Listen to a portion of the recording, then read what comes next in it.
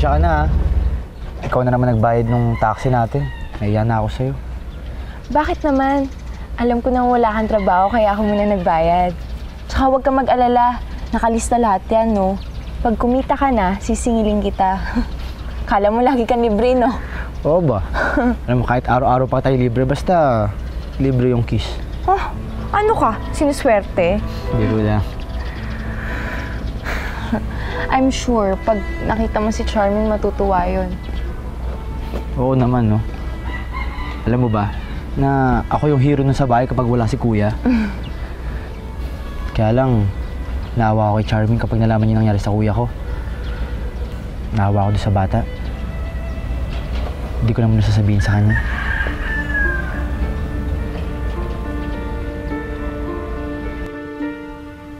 Ba, mansyon nga ah. Ka-jackpot si Pangit.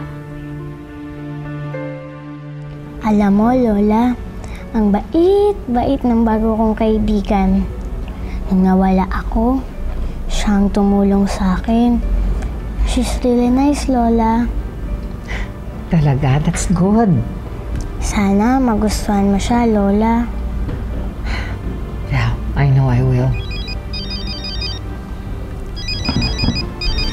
Mauna ka na muna doon ha. Sunod ako. Right? Okay po.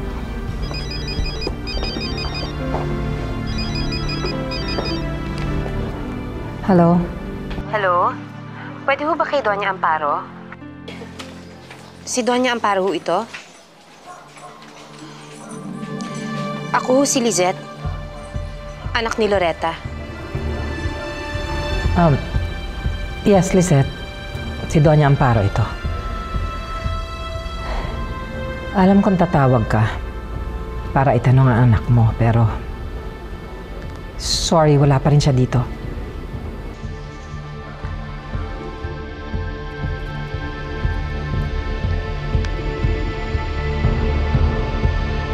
Ay nako, Insan. Talagang napaka-konsentidora niyang pamilyang yan, kahit kailan.